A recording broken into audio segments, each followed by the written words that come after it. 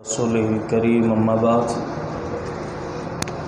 فأعوذ بالله من الشيطان الرجيم بسم الله الرحمن الرحيم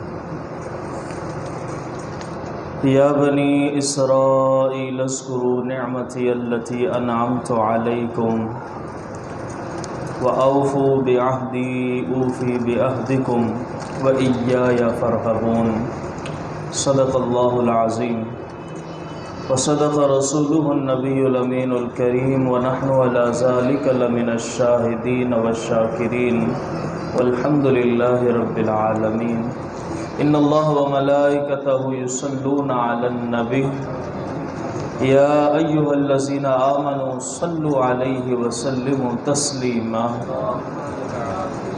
اللهم صل على سيدنا وأصحاب سيدنا مولانا محمد وبارك وسلم الصلاة والسلام عليك يا رسول الله الصلاة والسلام عليك يا حبیب اللہ۔ تمام حضرات مل کر محبت سے حضور کی بارگاہ میں درود کا نذرانہ پیش کیجئے۔ نبی کریم صلی اللہ تعالی علیہ وسلم نے ارشاد فرمایا کہ جو شخص محبت سے مجھ پر ایک مرتبہ، صرف ایک مرتبہ، جو شخص محبت سے درود پاک پڑھتا ہے تو اللہ نے ایک فرشتہ تخلیق فرمایا ہے کہ جس کا ایک بازو مشرق میں اور دوسرا بازو مغرب میں ہے۔ اتنے بڑے بڑے بازو ہیں اس میں، پورے مشرق کے اندر ایک بازو پھیلا ہوا ہے اور دوسرا بازو مغرب میں پھیلا ہوا ہے۔ فرمایا رسول کریم صلی اللہ علیہ وآلہ وسلم نے کہ جب کوئی بندہ محبت سے مجھ پر درود پڑھتا ہے تو وہ فرشتہ پانی میں غوطہ لگاتا ہے، پانی میں وہ فرشتہ غوطہ لگاتا ہے اور پانی میں غوطہ لگا کر جب باہر نکلتا ہے تو اپنے پروں کو جھاڑتا ہے، اپنے پروں کو جھاڑتا ہے۔ فرمایا کہ اس کے پر سے جتنے بھی قطرے گرتے ہیں اللہ تعالی ہر قطرے سے ایک فرشتہ پیدا فرماتا ہے اور قیامت تک وہ فرشتے اس درود پڑھنے والے کے لیے رب سے استغفار طلب کرتے رہتے ہیں۔ تو ایک مرتبہ درود پاک پڑھنا، اس کی اتنی برکت اور اس کی اتنی فضیلت ہے، تو پھر ذرا اندازہ لگائیں اگر ہم سارا دن پڑھیں گے تو کس قدر برکت نزول ہوگی۔ تو محبت سے پڑھیے الصلاۃ والسلام علیک یا رسول اللہ، الصلاۃ والسلام علیک یا رحمت للعالمین۔ سامعین کرام، رمضان المبارک سے پہلے ہمارا آخری درس ہوا تھا، رمضان کی وجہ سے درس موقوف ہو گیا تھا، تو اس کے بعد رمضان کے بعد یہ دوبارہ سلسلہ الحمدللہ ہم وہیں سے شروع کریں گے جہاں سے ہم نے چھوڑا تھا، اور آج ہم سورہ بقرہ کی آیت نمبر 40 سے اپنی گفتگو کا آغاز کریں گے۔ 39 تک ہم پہلے بات کر چکے تھے۔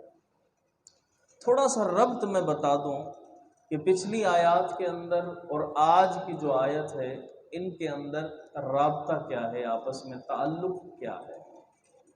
پچھلی جتنی بھی آیات تھی اللہ تبارک و تعالی نے اس کے اندر جتنے انعام ذکر کیے جو بندوں پر اللہ تعالیٰ نے کیے تھے، یعنی عام انسانوں کو رب کی عام نعمتیں یاد دلا کر ایمان کی طرف بلایا گیا۔ آسمان کا ذکر کیا گیا، زمین کا ذکر کیا گیا، بارش، یہ سب کے لیے ہے نا، خاص نہیں ہے یہ کسی کے لیے، سب کے لیے ہے۔ تو اللہ تعالیٰ نے ان نعمتوں کا ذکر کیا پچھلی آیات کے اندر، کیونکہ عام انسانوں کو بلانا تھا۔ لیکن اس رکوع کے اندر جو آج ہم شروع کر رہے ہیں، یہاں پر خاص طور پر بنی اسرائیل انشاءاللہ اس کی میں وضاحت کروں گا آگے چل کر۔ بنی اسرائیل پر جو اللہ نے خاص انعامات ذکر کیے، خاص انعام کیے تھے اللہ نے ان کے اوپر، اللہ نے ان کو وہ انعام یاد دلا کر ایمان کی طرف رغبت دلائی ہے. چونکہ بنی اسرائیل بھی ایک خاص قوم ہے. عام انسانوں کے لیے عام نعمتوں کا ذکر کیا، خاص قوم کے لیے اللہ نے خاص نعمتوں کا ذکر فرمایا اور ترغیب دلائی، آؤ اس رب کی طرف، آؤ اس رب کی طرف. اللہ نے اس رکوع کی ابتدا فرمائی یا بنی اسرائیل، یا بنی اسرائیل. بنی عربی زبان میں اولاد کو کہتے ہیں، جیسے بیٹا، بیٹی، عرف میں یہ سارے شامل ہوتے ہیں. تو فرمایا یا بنی، اے اولاد اسرائیل. اسرائیل یہ لقب ہے حضرت یعقوب علیہ السلام کا، یہ حضرت یعقوب کا لقب ہے اسرائیل. تو یا بنی اسرائیل کا معنی ہوگا اے اولاد یعقوب، اولاد یعقوب. حضرت یعقوب علیہ السلام، ان کو یعقوب کیوں کہتے ہیں؟ ہے تو نام ہے، لیکن وجہ کیا ہے اس کی؟ حضرت یعقوب علیہ السلام، ان کے والد ہیں حضرت اسحاق علیہ السلام، حضرت اسحاق کے بیٹے ہیں حضرت یعقوب علیہ السلام. جب حضرت یعقوب علیہ السلام کی ولادت ہوئی، یعقوب کہنے کی وجہ، جب حضرت یعقوب علیہ السلام کی ولادت ہوئی تو اکیلے نہیں آئے تھے دنیا میں، آپ جڑواں پیدا ہوئے تھے، دو بھائی پیدا ہوئے تھے جڑواں. ایک کا نام تھا عیس، عین یا صاد، عیس، اور دوسرے کا نام یعقوب رکھا. پہلے جو دنیا میں آئے وہ تھے عیس، اور ان کے فوراً بعد جو دنیا میں آئے وہ حضرت یعقوب علیہ السلام. یعنی یہ دونوں بیٹے پیدا ہوئے تھے جڑواں، عیس اور یعقوب حضرت اسحاق علیہ السلام. تو یعقوب عقب سے نکلا ہے. عقب عربی زبان میں کہتے ہیں پیچھے کو، یعنی پیچھے آنے والا. اور ایک روایت کے اندر آتا ہے کہ جب عیس دنیا میں آئے تو ان سے بالکل ملے ہوئے، یعنی ان کے پاؤں تھے اور ان کے سر، تو اس طرح ملے ہوئے حضرت یعقوب آئے تھے ان کے پیچھے پیچھے، اسی لیے ان کو یعقوب کہا گیا تھا، اسی لیے ان کا نام یعقوب رکھا گیا تھا. حضرت یعقوب علیہ السلام یہ اپنے والد کے بڑے فرما بردار تھے، حضرت اسحاق علیہ السلام تھے. ایک مرتبہ کیا ہوا، اب یہ جو لقب ملا ہے نا ان کو اسرائیل، یہ کیوں ملا ہے اس کی وجہ. ایک مرتبہ حضرت اسحاق علیہ السلام، انہوں نے اپنی عبادت خانہ بنا رکھا تھا، ایک عبادت کی جگہ مخصوص کر رکھی تھی انہوں نے، جو کہ وہاں عبادت کیا کرتے تھے بس. اور جب آپ عبادت کے اندر مصروف ہوتے تو کوئی بھی جایا نہیں کرتا تھا ان کے پاس، اس قدر گوشہ نشینی ہوا کرتی تھی. تو حضرت اسحاق علیہ السلام ایک دن عبادت کے لیے اپنے اس عبادت خانے میں چلے گئے، اور باہر حضرت یعقوب کو دروازے پر کھڑا کر گئے اور کہا کہ کسی کو اندر نہیں آنے دینا، کسی کو اندر نہ آنے دینا. حضرت یعقوب علیہ السلام دروازے پر پہرا دے رہے تھے، حضرت اسحاق علیہ السلام اندر عبادت میں مصروف ہیں. اسی دوران ایک فرشتہ انسانی شکل میں آ گیا، ایک فرشتہ آیا حضرت اسحاق علیہ السلام سے ملنے کے لیے. جب وہاں آیا تو حضرت یعقوب علیہ السلام سے کہا کہ مجھے اسحاق سے ملنا ہے. کہا کہ بھئی اندر نہیں جانے دینا ہے، اجازت نہیں ہے اندر جانے کی، اس وجہ سے کہ وہ عبادت میں مصروف ہے، اور جب عبادت میں مصروف ہوتے ہیں تو کسی کو اجازت نہیں ہوتی اندر جانے کی. آپس میں بحث ہونے لگ گئی ان کی. فرشتہ کہتا کہ میں جاؤں گا، حضرت یعقوب کہتے جانے کی اجازت نہیں ہے، نہیں جانے دوں گا. آپس میں تکرار شروع ہو گئی ان کی.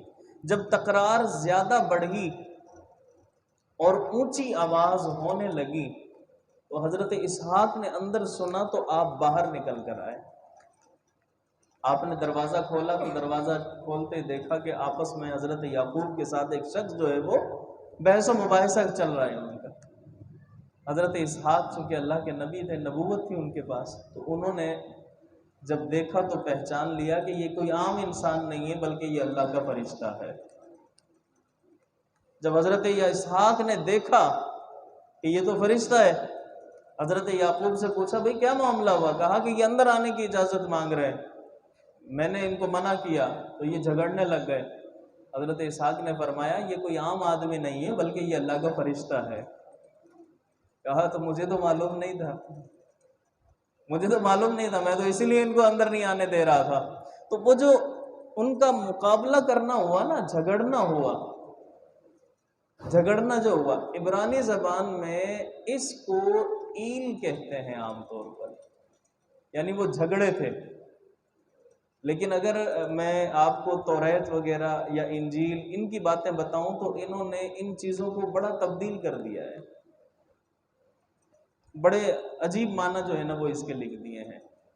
لیکن جو ہماری تفاسیر کے اندر اور اتھینٹک تفاسیر کے اندر ہے، میں صرف وہ چیز عرض کر رہا ہوں آپ کو کہ وہاں پر پھر جب حضرت اسحاق علیہ السلام نے ان کو بتایا اور پھر ان کو جب پتہ چلا تو اس فرشتے کو اجازت ملی اندر جانے کی. لیکن جانے سے پہلے اس فرشتے نے کہا کہ اے اسحاق، یہ جو لڑکا ہے اس نے اپنی ڈیوٹی ذمہ داری صحیح انجام دی ہے بالکل، اس لیے آج سے اس کو اسرائیل کا لقب دیا جاتا ہے.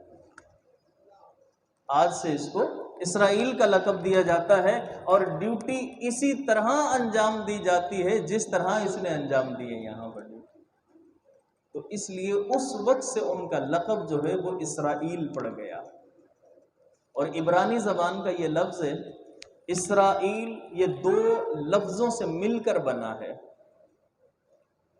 اسرا کا معنی ہوتا ہے بندہ، ایل کہتے ہیں اللہ کو، تو معنی ہوا اللہ کا بندہ. چونکہ یہ لقب فرشتے کی طرف سے ملا تھا اسی لیے فرشتوں کے ناموں سے ملتا جلتا ہے. جیسے حضرت جبرائیل، جبرا اور ایل، میکائیل، اسرافیل، عزرائیل، اور جو ان کو لقب دیا اس فرشتے نے وہ بھی دیا اسرائیل. تو اسی لیے ان کو یہ ملتا جلتا لقب دیا کیونکہ یہ فرشتے کی طرف سے دیا گیا تھا. اور اسی وقت سے جو ہے وہ ان کا یہ لقب پڑا اسرائیل. اور پھر جو آپ کی اولاد تھی اس کو کہا جاتا ہے بنی اسرائیل، یعنی اولاد یعقوب یا یعقوب علیہ السلام کی اولاد.